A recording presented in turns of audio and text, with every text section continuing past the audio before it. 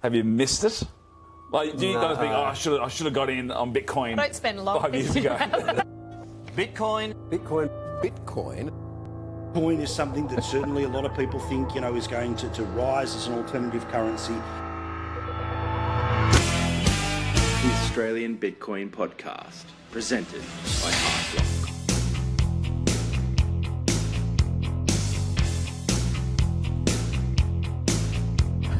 It's not a currency, it's not money. I don't understand it.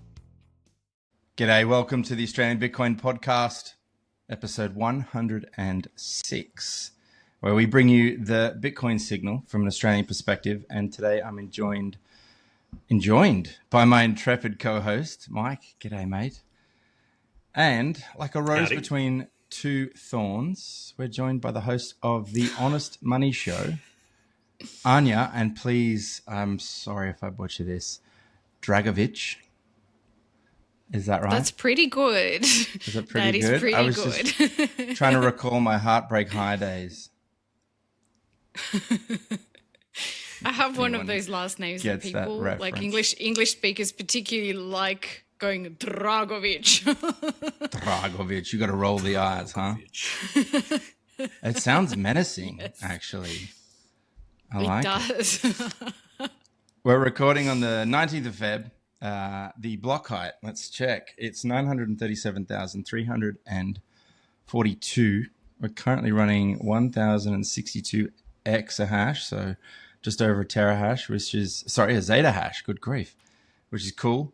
I've been trying to avoid this. The price is currently 66,883 US cockbucks, or 94,710 Australian dollary-do. So your Australian dollary-do purchasing power is going up and up every time we meet in the last few fortnights, which means you get more sats for that dollar. So that's cool. I think it's currently over 1,000 sats, which is some good stacking opportunity. I think we should all probably not get so down on the dumps about the price and just rejoice at how many sats you can actually accumulate per dollar. Am I right? You're right. I've been resigned to what's happened and just decided to opt out of checking the price autistically, obsessively every day like I used to.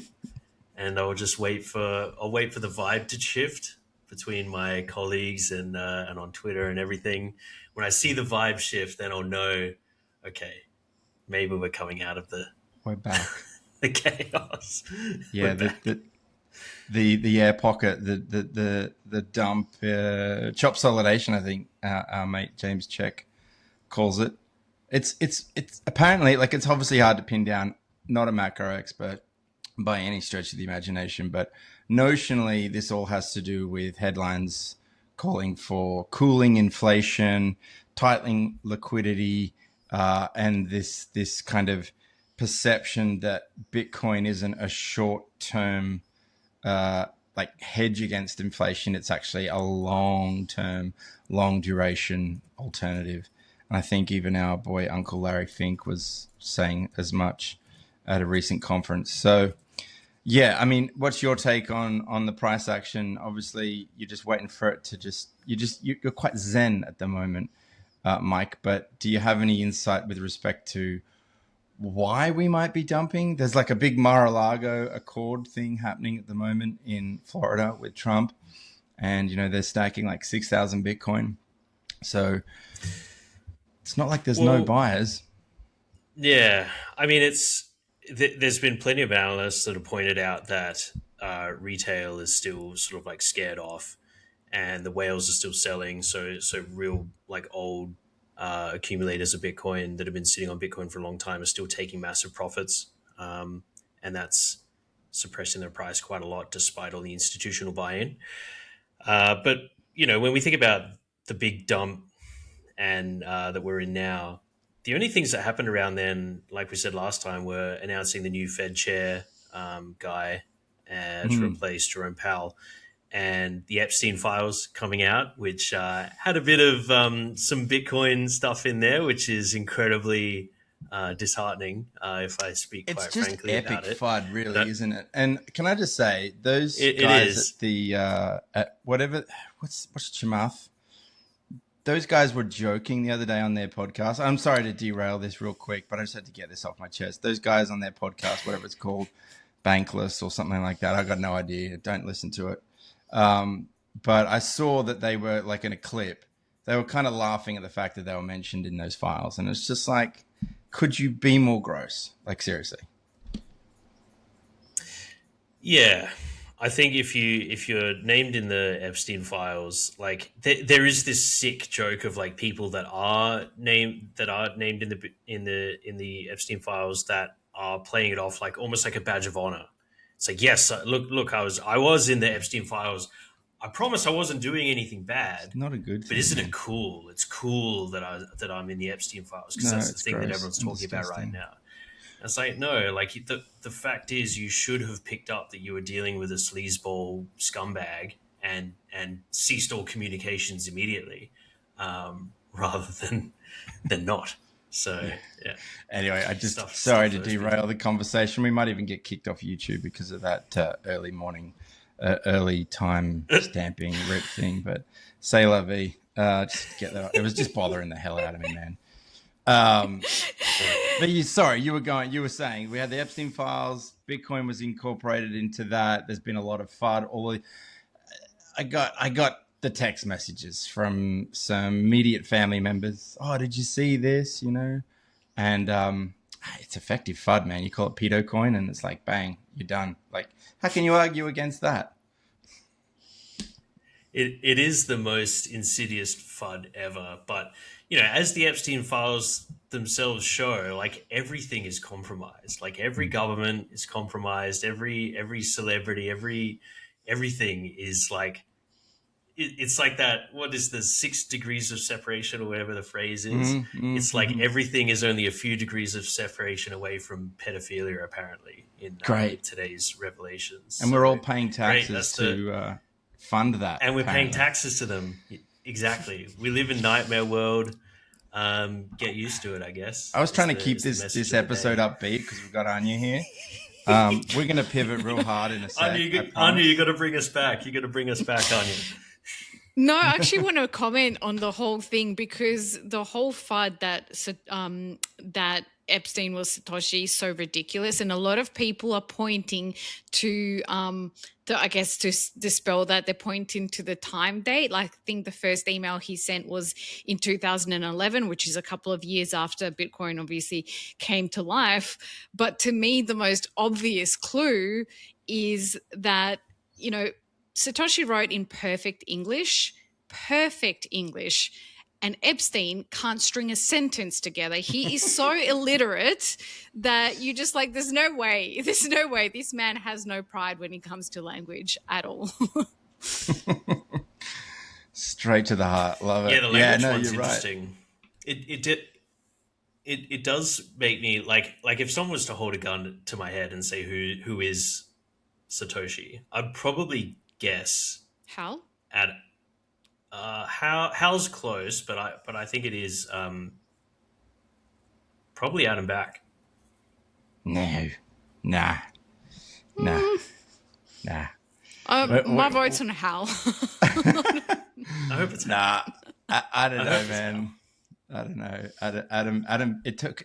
Wow, it could be a psyop. I don't know, but apparently it took Adam.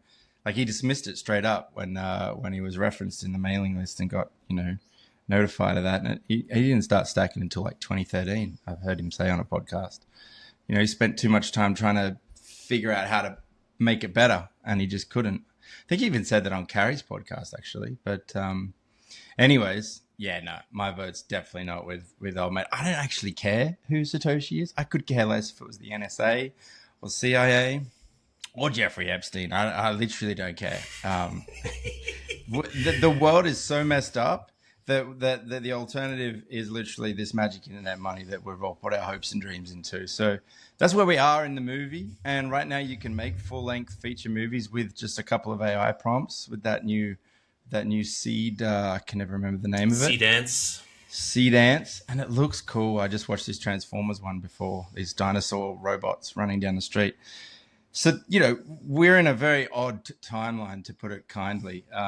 And the Bitcoin price is what it is. Let's just make peace with that and move on, and be grateful that we can stack so many more sats for our hard-earned dollary dues, which is good. Which is good. Now, speaking of tax, we kind of dealt with this a little bit late last year with the specter of unrealized capital gains tax, and our highly capable and intelligent elected political leaders deemed that it was a reasonable idea to take money from people that they don't actually have, simply because on paper, on a ledger, on a database somewhere, it says that you have this much more percentage than you did, same time last year or whatever. So we kicked and screamed, and there was a lot of, social media campaigning and petitions signed, digital or otherwise.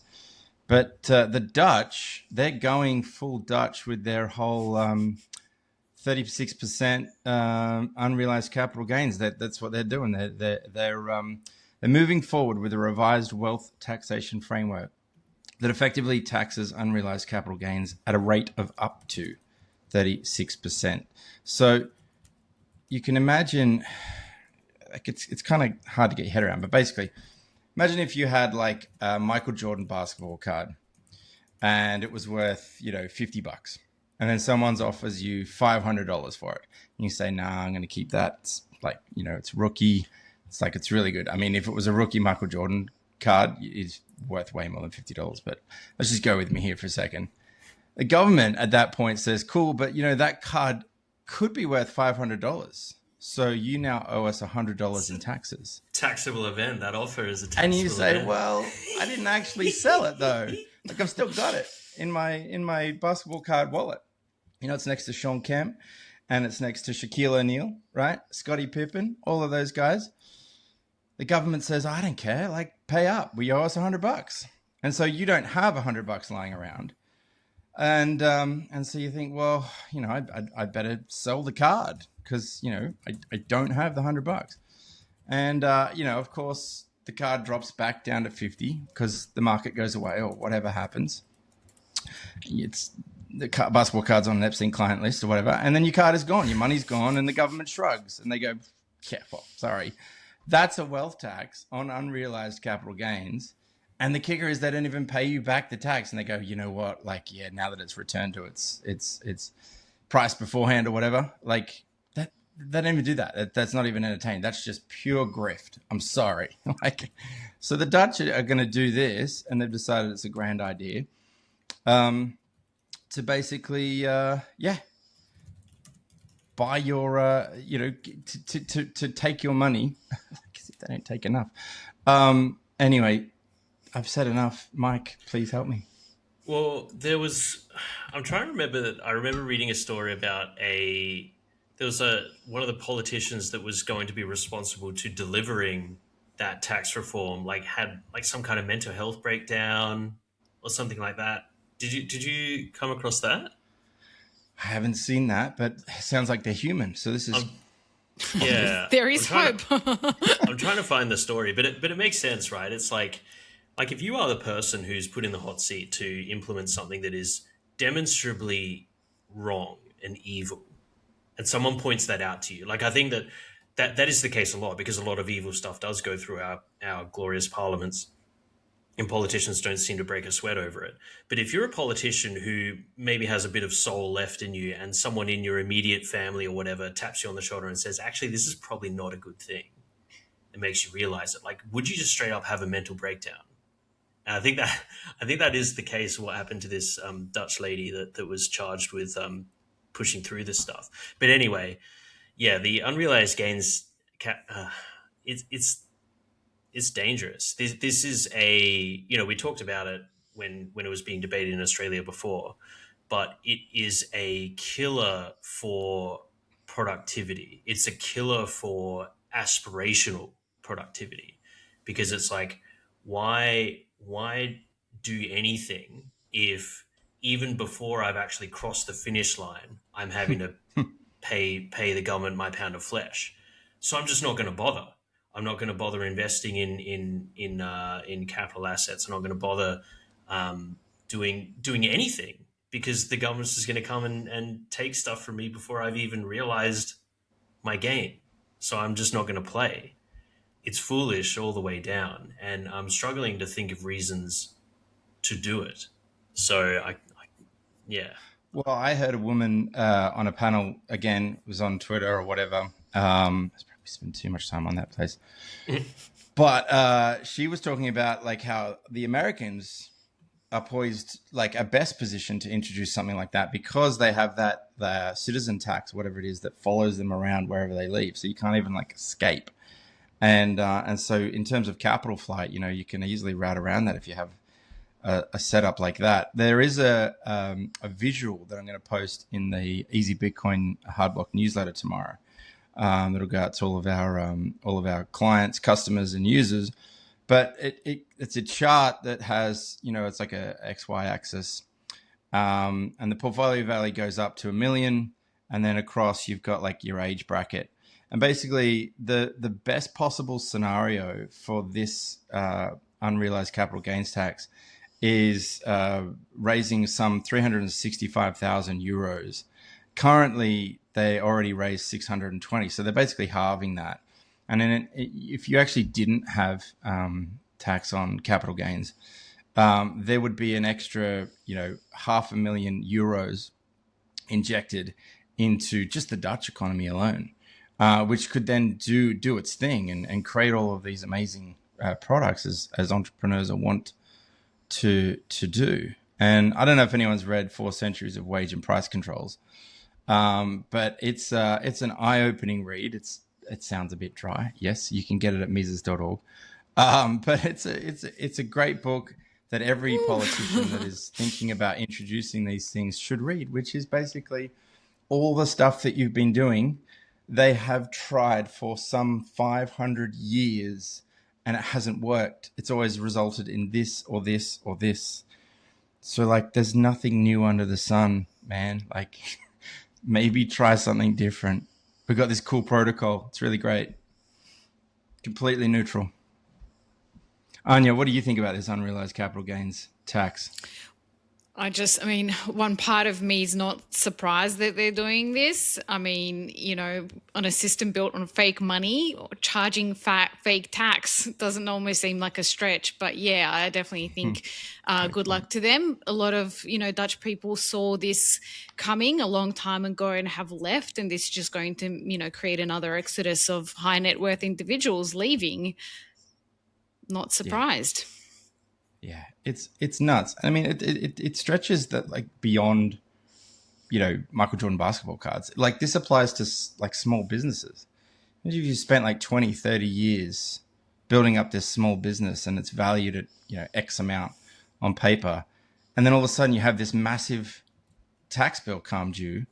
So what do? You, I don't know, empty any kind of savings, treasury you've got, liquidate some of the assets potentially in the business. You know, maybe another pandemic hits or any other sort of catastrophe that millennials, you know, have had to deal with over the last 25 years. I mean, seriously, just think about this. I saw this tweet from Naive Meme. Occasionally does shitcoins, but he occasionally has some banger Bitcoin memes. But basically, if you were born sort of late 80s, 90s, you've had a recession at the age when it's time to sort of start investing and considering investing your money. You've had a pandemic lockdown at the around the time that you know, sort of getting married, thinking about settling down, that sort of thing. Maybe you've finished your uni degree, you know, in the last few years. Now your job's gone, like that's done. Thanks for coming. AI is here to replace that. Not to mention the housing crisis. I mean, the hits just keep on coming, and then you just load another burdensome thing like this on top. It just completely stifles creativity, like innovation, everything. It's complete slavery because when you think about it, obviously inflation, as we all know, is like a hidden form of tax. So, for you to beat inflation, you have to invest. And for you to invest, obviously, if you're really good at it, you learn how to leverage debt to your advantage. But now they're coming after like that as well. So it's just like you really can't win in this game. Like no matter what steps you choose as an individual actor, everything is completely rigged against you and they don't care about individualism at all. It seems to be also a direct attack on like your, again, on the middle class as well. Because, 100%. we live in this world where you, as you just said, you have to invest. You can't just leave your money in cash anymore because they're debasing the currency. So you have to invest, even though it's silly. Like it's silly that we live in a world that you can't just work a job and then get on with your life. Like you have to also be a portfolio manager or you fall behind because of money printing. And so the middle class is forced into investing, which previously was the realm of the upper classes and the wealthy. But then they bring in this unrealized capital gains tax, and suddenly, if you are a normal middle class person, you're just getting this flat tax burden added to you. But if you're in the upper class, the super uber wealthy with huge accounts and accountants to find all the loopholes and this sort of thing, they're able to do their creative accounting tricks and loophole exploitations that allows them to write off things so that they necessarily won't even see any hit to their portfolio as a result of this unrealized gains tax. But the middle class that doesn't have access to this creative accounting services will just take the hit and just cop it completely. So it is just another middle class hit that we've seen time and time again now. Yeah, you're either like the days of aspiration are quickly fading. And no disrespect to any of the boomers watching, listening, we appreciate you, and please, stack more Bitcoin, pump the price, pump our bags, because you guys are the only ones that actually have any money. So, can you just, I don't know, like, take Can you sell your that, properties? yes, just and put it into Bitcoin? Talk to Dale. We've had episodes. You've had episodes, Anja, about talking to Dale Warburton. He knows. He's done the maths. He's done the numbers. Before we move off this story, I found what I was talking about. So the State Secretary for Finance in the Netherlands, Nathalie van Berkel,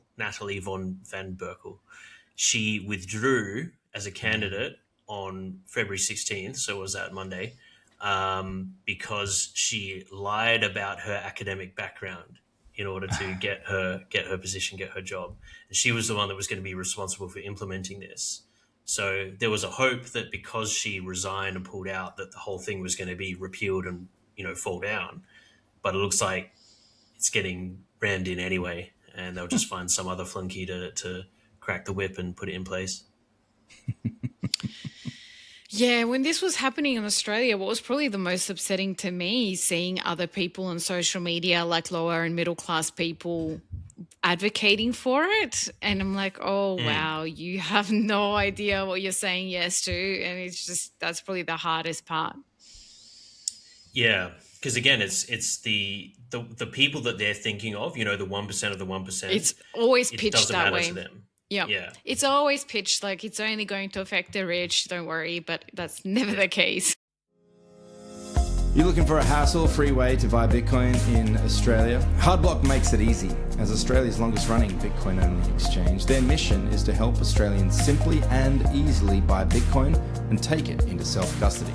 There are no deposit or trading fees, just a clear 2.4% spread. That covers operating costs, so you always know exactly what you're paying. Withdrawals are just $1.18 or as low as 400 sats with AutoSend. There are no hidden charges, no surprises, just a fast, reliable, and easy way to stack sats with total transparency. Get started today at hardblock.com.au. Bitcoin made easy for Aussies. You've got some insight, some updates, some info, Mike, in regards to the Clarity Act. It's been on the cusp of becoming law for probably months now, and I think it just keeps getting filibustered. But where are we at? There was a post on Watcher Guru just recently from the CFTC chair again talking it up and saying, yeah, it's coming. It's like that bus. So where are we at? Yeah. And what does that actually mean? Like, if this thing gets passed, then what? So the Clarity Act is this thing that was passed fairly recently in the US, and is kind of on the way. But sort of an addendum to that is what's called this market structure bill, which is what was referenced there in that tweet. It's called the US Crypto Market Structure Bill, which is supposedly on the cusp of becoming law, and a bunch of crypto bigwigs are really hoping that it gets over the line. So the person that's been doggedly pushing for it for a long time is Brian Armstrong of Coinbase, has been lobbying hard to get this passed. And while I can't claim to understand the ins and outs of it all. I don't follow US law really at all, but what is hoped that this would do is this would prevent some of the really strange market activity that happens in Bitcoin markets and crypto markets in the US. We've talked about it before. We've written about it in newsletters before, but you can go back and look at the Bitcoin price and you can see these very strange patterns of like this whipsaw up and down action. There's something called the 10 a.m. Phenomenon. It's got some word, but basically 10 a.m. every Monday and 10 a.m. on certain weekdays, there was claims that there was certain market manipulation happening in order to suppress the price, while that a certain institutional buyer could take a position in Bitcoin. And so, so part of the Clarity Act and part of the market structure bill is to limit some of that perverse activity happening in crypto and in the Bitcoin markets. And so I do hope it comes into play. Even though normally we're generally like less regulation is good, just let the free market work things out. Unfortunately, a free market that is 24/7, that allows bot trading and people with huge deep pockets and, close to the money printer, if you're competing with those sorts of folks on the free market, you're going to have a bad time. And so this is where regulatory things like the market structure bill might actually be a good thing, because it does hopefully help to even the playing field and stop people that can pull these levers and abuse things and whipsaw the price back and forth for their benefit. Just can't do that anymore. So hopefully we see some good news in the next week or two that says, yes, this is going through. But right now it's still not 100% confirmed. Watch this space. We might get a full length feature movie released in cinemas, made exclusively From by C-Dance. AI in 5 minutes Nice. while someone drinks a coffee before we get this Clarity Act. Who knows? Nice. Hey, Mike, have you joined the global arms race of semiconductor supply chain and trying to get as many GPUs into your possession as possible to try and beat the AI boom and set up all of your Claude bots and bots and give them a one-shot prompt to go and make you $21 million or something? No, I'm not joining the AI rat race. You hear everyone talks about how they've got their bot trading for them now and doing all this, that, and the other thing. And, it's interesting, but I just can't be bothered. Like, I think that most people that try and do these sorts of things are just going to find that the juice is not worth the squeeze. You're better off going and, instead of spending 2 hours wrangling with a Claude bot to try and trade on LN markets for you, instead just go for a walk in nature, and you'll that's a better trade than spending time trying to wrangle your AI. But yeah, there does seem to be this cascading supply chain problem that is predicating through the global markets now, the global tech supply chain, with chips running out because everyone's trying to buy and build data centers. And I saw the main chip manufacturer in South Korea has said that they're sold out for 2026. So I think they're the biggest RAM manufacturer in the world, SK Hynix. They are sold out for 2026. So if you haven't got your orders in for just RAM, sticks of RAM. You have to wait until next year to get RAM, which is nuts when you think about it. Like, I remember being a kid building my first computer, 20 years ago, however long that was, and you'd buy your sticks of RAM. It was super cheap, and now it's like you pay as much as you would pay for a graphics card back then. You'd pay that for RAM today. It's like, what is going on? And it's bloody AI, and it's so frustrating. And every nerd is just tearing their hair out because they're like, they know that all this is being used for is just to generate real crappy memes and shitty AI videos and terrible images and stuff. Pleb slop. And it's like, this is why you can't afford a stick of RAM or a graphics card anymore just to play Fortnite or whatever. Can't do that anymore because old mate's got to generate his AI slop. I feel attacked. Is that your hobby now? Yeah. AI slop prompt jockey. Yes. What are they called? Clunkers. A clunker prompter. Clunker. Do you subscribe to this? Have you bought all of your hardware, Anya? You seem to be into this. No. I'm like very, very beginner with AI. And I think I'm starting to realize more and more just how much I need to use it, because I already use it a lot more than I even realize. Like, it's in everything. I use it in Riverside. I use it in content creation. I use it in planning. But yeah, I'm a beginner. I can get it working for me a lot better. So that's kind of going to be my focus, to teach myself this stuff. Well, I'm a little bothered because I was looking at these Mac Minis long before Claudebot, or whatever the hell it's called now, was launched. Just to upgrade my own workstation, and now I'm kind of like, gosh, do I have to beat the rush? Is it going to be like toilet paper in 2020? Like, we're all just going to rush to the store and buy these Mac Minis. I don't know. I wouldn't. Like, if I was going to go out and buy a computer to run this stuff on, I would get what's called an Intel NUC. They don't really make them anymore. But I thought they were quite genius. It's basically like a little box. It's like no bigger than I don't even. It's quite small. You can hold it between your hands like this, and it's like a little computer.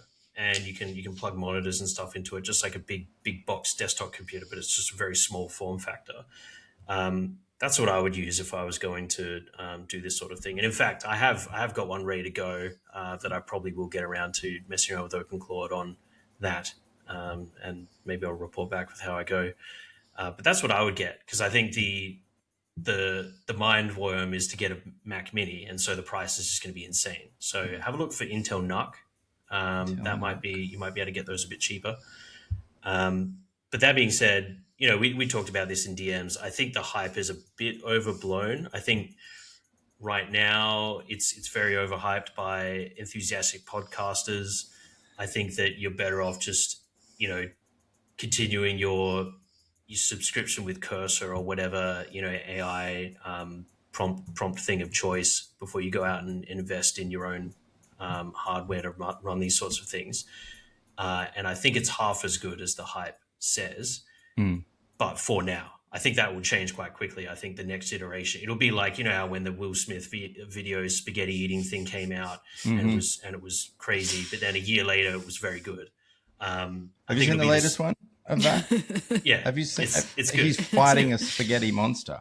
Oh no, okay, I've not seen that. It's nuts. It's it's crazy. But I think that'll be the exact same thing with this OpenClaw thing. I think today, right now, is the really bad, horrible, mutant-looking Will Smith eating spaghetti. But 12 months from now, it's going to be an order of magnitude more sophisticated, more powerful. So it's definitely one to watch. But I wouldn't be bending over backwards to get into it today. No. Maybe wait. Well, the important point to make too is, if you are thinking about this, is to actually have it isolated on a lockdown on its own device. Like, if you're downloading this stuff onto your daily driver, you're going to have a bad time. Do not do that. Because it has access to everything. Separate it out and think really hard about what access you give it. Because people are giving it, they're giving it some Bitcoin to play with and trade with. They're giving it access to their credit card to buy stuff online and pay for things. They're giving it access to their accounts and this sort of thing. I would not do that. Give it test accounts. Maybe if you can set up an account specifically for the AI to use, do not be giving it your existing accounts. Do not be giving it an existing credit card. Think very carefully about what access you do give these things. And yes, as DJ said, isolate it, put it on its own machine, put on its own VLAN. Ask your AI how to make sure that AI is not let loose on your home network. Use the tools, leverage them. I mean, the thing is, they'll never be worse than they are now, which is nuts to think about. So now, before we pivot, I just wanted to quickly bring up, and I'm not trying to exchange shame. Obviously, this podcast is supported by Hardblock. Both Mike and I obviously work there, and we're not trying to exchange shame. We've just noticed this story. We're just noticing that someone in South Korea accidentally generated 620,000 Bitcoin instead of Korean won, and that resulted in their users having some. What's the amount here? I'm trying to find it. It was in the billions of dollars. It was it was 420 million USD was allocated to users' accounts all of a sudden. So they were supposed to basically, they had this promotional giveaway where they intended to distribute small cash rewards denominated in Korean won, totaling roughly 620,000 won. But there was an input mistake, and the reward amount that was entered was actually in BTC instead of Korean won. And as a result, user accounts at BitThumb were credited with combined 620,000 Bitcoin, which is ludicrous because they didn't have that much on their internal ledger.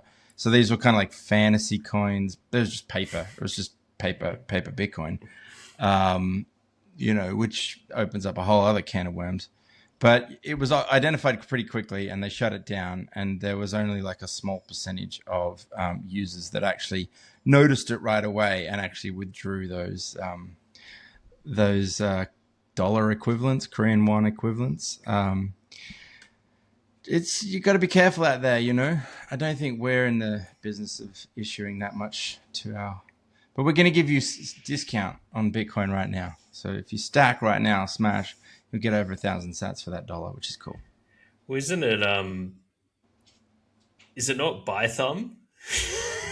Is the exchange name not ByThumb? Is it ByThumb? Is it ByThumb? Well, that's how it's spelled.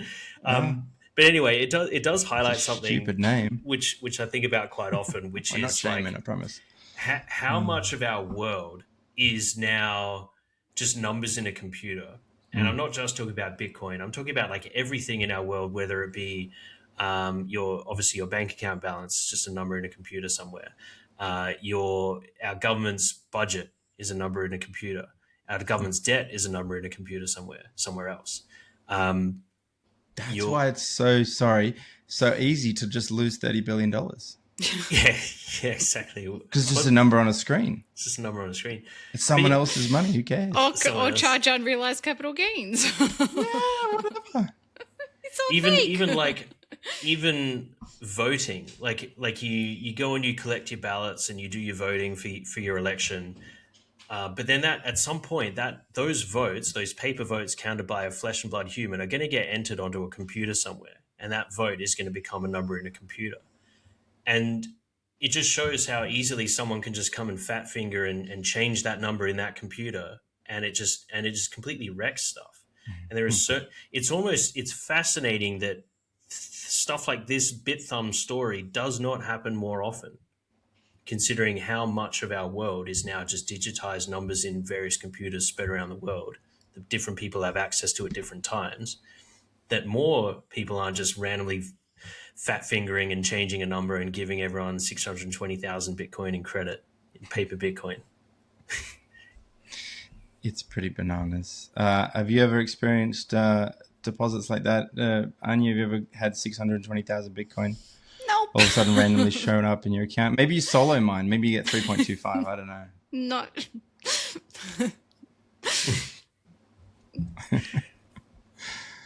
I want to pivot to the Honest Money Show in just a moment, but I couldn't let just one more. There was a quote that I came across. It's try and do a wide amount of reading, try and understand, the Bitcoin space as best as I can. Number one, because it's just super, super, super interesting. But there's this guy, I don't know, back in the early days, I used to subscribe to Real Vision. Hand up, I gave Mr. Raul Powell some money. But at the time, he was producing decent content. He wasn't a complete buffoon. But there used to be this guy on there called Hugh Hendry. And he was like this kind of cantankerous Scotsman, I suppose. And he recently wrote an article that was published on Zero Hedge called Bitcoin and the Problem of Hardness. I'm going to put this in the Easy Bitcoin newsletter, which will go out to our subscribers tomorrow, and you can read about it. We might even chuck the link in the show notes just for ease. But there was a quote in there that I am trying to find.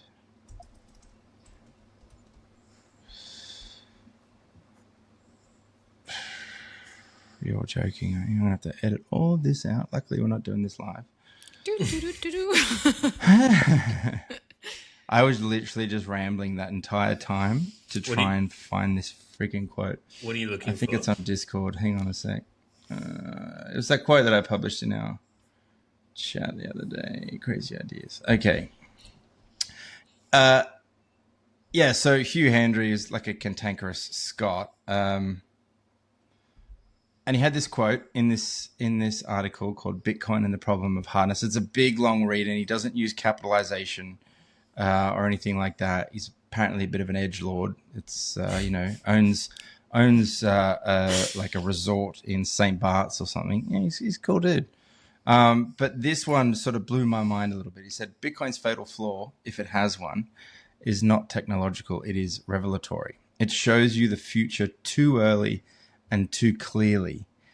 And that like sums up my orange pilling journey when I go out and about trying to get people onto Bitcoin. It demonstrates when I try and buy a movie on Apple TV or something, and I have to remember what my credit card was or log in again or whatever instead of just showing a QR code. It's like everyone in Bitcoin right now thinks that they're late to Bitcoin, but I can be so totally brutally honest that you are so early, it's not even funny. And that is demonstrable by the fact that every time you try and do something with Bitcoin, people look at you funny, And the thing is, you can see that future so clearly. You know where we're going. You know that it's just going to be super easy to zap people across the world because you can do that already on Nostr. But like, did you read that article I posted in the chat, Mike? Maybe not, but I just want to just put it out there and just tell everyone, you are seeing the future too early and too clearly, and you're not alone. I skimmed it. I opened it and I saw that it was very long. So I read the summary at the top. I just put it into Grok and said, "Give me the synopsis. give me the dot point TLDR summary, this for me." Yeah, you're talking about the Zero Hedge article, right? Yes. Yeah, cool. Yeah. I read the summary. I don't know what my takeaway from it is, but yeah. Well, that quote in particular was the thing that stood out for me. Like, it's revelatory. It shows you the future too early and too clearly. You go to a bush bash, for instance, all of a sudden you're with your people. It's nice. You go to a meetup. You're nice. Maybe you've got a group chat that talks mostly about Bitcoin or whatever. It's, and then all of a sudden you get out into the quote unquote real world and you're just like, oh man, like everyone's got a lot of catching up to do. Like, this is frustrating. I mean, you're right. It is coming back to this idea that people just fundamentally don't understand what we're dealing with here and what we're trying to build here with this alternative system. And I think the way that this guy writes and his ideas are quite similar to old mate Jeff Booth in that Oh, mate. It's this revolution in the system we're in is fundamentally broken. It is slowly dying. They are going to keep trying to do things that try to kick the can down the road a little bit further each time.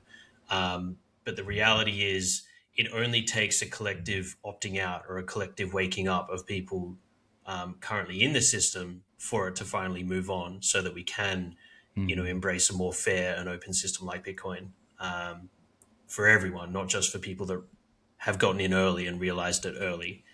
So the question is, how do we accelerate that process? And as you've said multiple times, it is about education and trying to bring along as many people as you can. But then, as I always say with my pessimism, is that it's going to take more pain. It's going to take more normie pain for them to be dragged kicking and screaming into realizing that we need to let the current system die and move on to a more freedom-oriented system through Bitcoin. It need not be all stove touching. All you have to do is go to learn.hardblock.com.au and you can just literally just learn Bitcoin. It's very simple. We make it so easy for you. And someone else who makes it super easy is Anja with her show Honest Money. Anja, what is Honest Money? Bitcoin. Yeah, I very intentionally named it such because I wanted to get people, obviously that's like the first touch point they have with the podcast, so it's like such a strong name and it creates curiosity, like, oh, Honest Money, okay, what is this about? And then it's about Bitcoin. Like, so no, I'm very proud of it. It started out as a hobby and it's turned now into a small business, and I had a conversation with ChatGPT and I was like, if I could put in my kind of stats, growth stats and what I'm getting so far. And it's like, if I continue along this trajectory, like when can I retire? But yeah, like if I achieve moderate growth, I should be pretty much, earning good money from advertising alone mid next year. So that's, way better than I expected it to be. You've got like a guest list that's pretty darn envious. I mean, for number one, Bob Murphy. I mean, I'm just a bit of an Austrian nerd here, but like that alone, just having a casual chat with Mr. Bob Murphy, who basically took Mises' Human Action and turned it into an actual like pleasurable book to read. Not to say that Human Action isn't, it's just a bit of a slog. But, you got Bob Murphy, you've had our boy Andrew Page from Strawman on there as well, and Mr. Dunworth, who basically almost got us kicked off YouTube just towards the end of last year. I watched that episode. Not to mention Elle. You've got Elle, the Freedom Fairy on there, who runs our Instagram account, is doing an outstanding job. And is it fun to talk to these people and kind of, I guess, learn from them as well as you're talking? Absolutely is. And this is kind of why I started, purely selfish reasons as well. Like, obviously I thought, there's a great opportunity for me to help introduce more women to Bitcoin. This is something I'm really passionate about. We're the original peer-to-peer network because the institutions historically belonged to men and they would be the ones passing knowledge like vertically, whereas women spread knowledge horizontally. So I like to refer to us as the original peer-to-peer network. I just think, by having women understand Bitcoin, we can really create more resilient Australian families. And this is something I'm really, really passionate about. So what was the question again? Because now I got carried away. Well, just the original intent was I'm putting words in your mouth, but it was like learning. You said that, you were just connecting with these people. And I mean, it's such a cheat code. You can like reach out to someone and say, hey, I've got a podcast. Would you like to have a conversation? And they're like, yeah, sure. No worries. It's kind of pushing the walls of the matrix. Yeah, and I'm really surprised as well by people, how many people say yes. Obviously, like I get no's as well, and that's fine. People are busy with their time, and I'm going to circle back if and when I get bigger. But I really really appreciate how generous people are with their time, and like you said, some really big names just said yes, and it just blows my mind. It absolutely blows my mind that I get to speak to this person, ask them all the questions that I want to ask them. Can I give you a guest recommendation? Yeah. Michelle Bullock. You know what? I would love to. I don't think she will say yes. And one of my success metrics is that quietly is I want to have more subscribers than the Reserve Bank of Australia, which currently has around 13.5 thousand. And they have their comments section switched off. My comment sections are wide open. You can come at me with criticism all you want. She would get roasted. But yeah, like I would actually love to have a conversation with her. I don't think it's ever going to happen. I don't think there's ever going to be a situation, even if I was hypothetically to become a prominent name in Australia for Bitcoin, I don't think there's ever going to be a situation where Michelle and I would be on the same panel. Like, it's just not going to happen. No one's going to make that happen. But we live in a very strange world. I'm almost certain that's going to happen now that you've said it.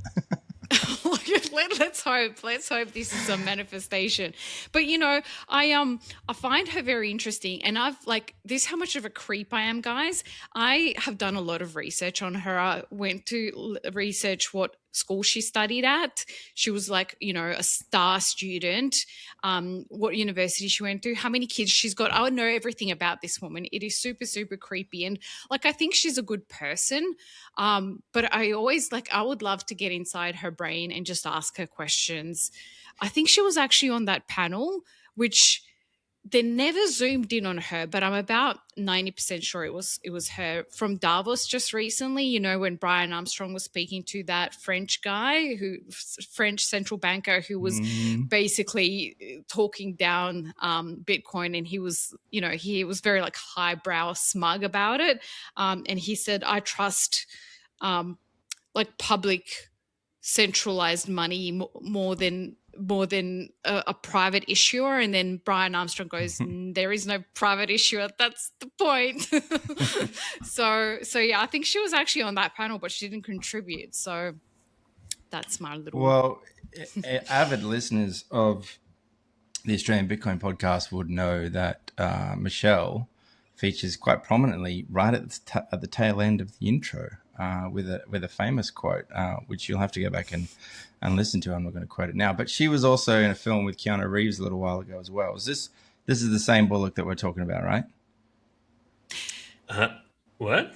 Keanu Reeves? Oh, come on. We're talking about the Reserve Bank of Australia That was chair. one of the best joke setups ever. It was super esoteric. Not really, though. Let's be honest. Sandra Bullock, Michelle Bullock, come on. Don't let me explain it to you. Jesus.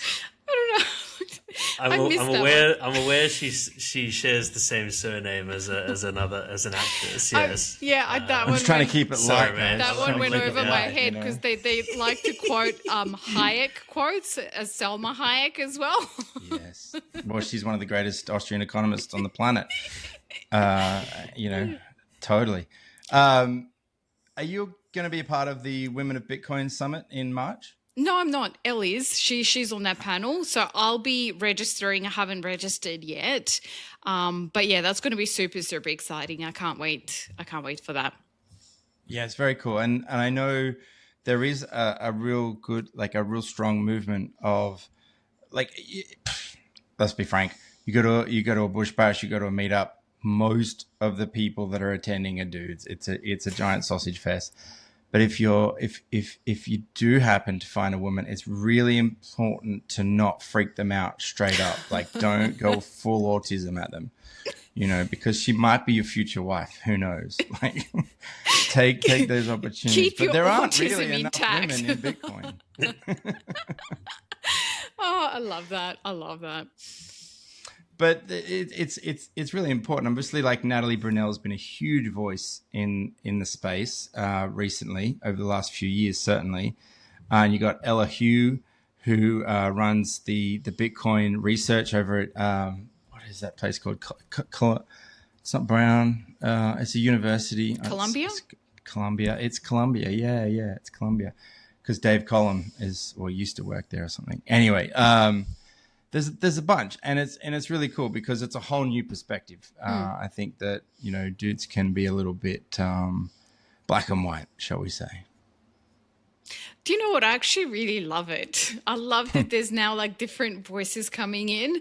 Like I'm always very pro adoption, and now we're planning the Bitcoin Bay Bash in Byron Bay, and really trying to attract more families and make it as family friendly as possible. So I think, for a lot of Bitcoiners who have wives that have never joined them on this event, I think it's going to be an easy sell to bring them to Byron.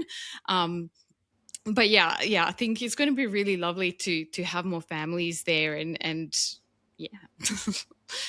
Yeah, well, let's just talk a little bit about the Byron Bash, because it comes off the back of the Bush Bash. Although, is it officially a Bush Bash? It's officially a Bay Bash. It's officially a Bush Bash. We just played around with the title because it's like we're joking. We want to call it a Bitcoin Bay, and then putting the proof of work with like Tampa, who's going to own the Bitcoin Bay in the world. But we can have one in the Northern Hemisphere and one in the Southern Hemisphere. I don't see why not. Why not? But yeah, the point I was going to make, like, I think I'm always very like adoption driven, and Byron being very freedom oriented community, we have a lot of altcoiners here. And I see this as a great opportunity to start sort of educating them a little bit of why Bitcoin, why not anything else. And, and then there's always that kind of perspective of people who are regular attendees. They want to keep the community pure. They come to Bush Bash because this is where they get to connect with other Bitcoiners, and this is what the signal is for them. So I'm kind of like, again, always trying to find that balance between how do we push adoption and how do we, keep the community as wholesome as it is. It's a fine line, isn't it? Like, because it's kind of like your favorite band. If you've watched the Beatles anthology, I think there's a moment in there where they're talking to some groupies, some fans that used to go watch them at the Cavern Club, and then all of a sudden they go to Ed Sullivan, and they're like one of the biggest bands in the whole world, and they kind of lost their little secret in the Cavern Club, and they had to share the Beatles with everybody. It's a little bit like that when you go to a Bush Bash. It's very welcoming, everyone's cool, but I notice it where you're just like, oh, a couple of new faces. I wonder how much they know about Bitcoin. Yeah. Which is why we made Easy Bitcoin, so we can get them up to speed. Just wanted to ask quickly about Byron Bay. Mm-hmm. Have you met Dave, the Byron wave fighting dude? No. Dave. Okay. No. He's on Instagram. You can look him up, Byron Wave Fighting, at Byron Wave Fighting. His name's Dave. Really? And there's videos of him. There's 20,000 people currently watching his videos, his reels, about him just going into the bay, then to the beach there, and just fighting waves. It's Byron is full of kooks. I'm starting to figure out. I love it. I've discovered like a few Bitcoiners through Instagram. One of the ones I'm most proud of. Did you guys know that we have a Bitcoin comedian? No. Okay, so this is so funny. I reached out to this person. He's got like around 30,000 followers on Instagram, and I reached out to him because he has like these different characters that he makes fun of. Like one is Anthony Albanese, another one's Susan Lay, and then he's also got this like character that's like a Bitcoin priest, and he wears a Bitcoin cap and is like Father something O'Leary, and yeah, he talks about like financial stuff, and it's so funny. Like I highly recommend you find him. I think his profile is called Rupert Degas, something like that. So funny. I reached out to him because I saw the Bitcoin cap and I saw him talk about Bitcoin, but very, very subtly. So I reached out. I'm like, are you a Bitcoiner? He goes, stack sats and stay humble. And then I realized he's somewhere, he's somewhere around Wollongong area. I'm like, you know what? I lived in Sydney. I've never seen you at any of the meetups. He goes, there are meetups? It's almost like there are other Bitcoiners out there. Yes. There are. That's the problem in Australia. Like people, like we're so niche here in Australia and so spread thin around the place that a lot of people just assume that you're the only one that's into like this niche thing, like Bitcoin. I must be the only one in Australia that's into it. Because I talk to people all the time who are really into Bitcoin. They've been stacking it for the longest time, and then I'll mention like a Bitcoin meetup to them or a Bush Bash, and they'll be like, "What? There are in-person events about Bitcoin." And they've never heard of it because, again, they've just assumed that they're the only person in Australia that is into this niche thing. So it doesn't surprise me he's a bit isolated. Yep. Yeah, it's the tyranny of distance. It is one of those cool things, though, when you do finally go to meet other Bitcoiners in real life for the first time. It's a very joyful experience. There's no doubt about it. It's energizing, and the tyranny of distance does play its part here in Australia, which is one of the reasons why, the Australian Bitcoin podcast started, because it does offer a voice to, the Australian perspective. We try and cover as much Australian news from a Bitcoin, or Bitcoin news from an Australian perspective as we can. But more often than not, it's usually just slagging out politicians like Katie Gallagher, who lost $30 billion and thought the answer might be in her phone recently. So we do what we can. Mike and I struggle through. But that clip is insane, by the way. Everyone needs to watch that and remember that these are the people that rule over us. Mm-hmm. Terence McKenna said it. We are led by the least among us. Yep, it's true. Well, I would strongly commend everyone who's listening to episode 106 of the Australian Bitcoin podcast to immediately queue up an episode of Honest Money. I don't even think you need to watch the latest one. You can go from the beginning and you can pick an episode. The one with Bob Murphy is a cracker, and it's really good for people, particularly that are just trying to get their head around Austrian economics, human action, praxeology, all that sort of stuff. You haven't had Konza on yet. I'm waiting. Can I just quickly tell you a funny story about Bob Murphy and Konza? So I'll just quickly tell you, because this is one of my hilarious moments. So it was actually Bob who reached out to me to ask me to be on his podcast, and I never was on one before. So this would have been my first podcast appearance, and I was just very nervous because I'm used to being the one asking the questions. So to get around my nervousness, he actually offered to come on my podcast first. And anyway, the point being is, as soon as I got in touch with Bob Murphy, I was so excited that I literally just went to the first person that I know to be the biggest Austrian economics purist in Australia. And I was like, Konza, guess what happened? He's like, I don't know, you read ESAM? I'm like, no, not quite. I'm like, Bob Murphy's going to be on my podcast and I'm going to be on his. He's like, what? He's like, he's never asked me. But I just love my pettiness. So I just went to tell him like, yeah. It's a humble brag. Stay humble, Anja. It's all good. I just loved it. Yeah, well, I would commend anyone listening. And, more to the point, if you have failed to stack sats with Hardblock, but you are listening to the Australian Bitcoin podcast, you can go to the Honest Money Show. And if you click the link, you'll get $10 worth of free Bitcoin on a verified sign up, which is pretty damn generous. I'm not going to lie. You should be so lucky. $10 worth of free Bitcoin. That's like 10,000 sats or something. That's pretty good. It's pretty good. We're going to leave it, I think. Thank you very much for joining us, Anja. A rose between two thorns. We did our best to cover the fortnight's events in the most chipper, cheerful, and constructive manner possible. We were a little down, I think, on the last episode, but we've reached our zen point. We're in the trough. We're in the trenches. There's Bitcoin up on the hour, slightly, 66,716, which is, it's green. That's good. We're doing our work. We're doing what we need to do. I thank you very much for joining us, Mike, and thank you, Anja. We'll see you guys next time. Thank you. Thanks very much. Catch you later.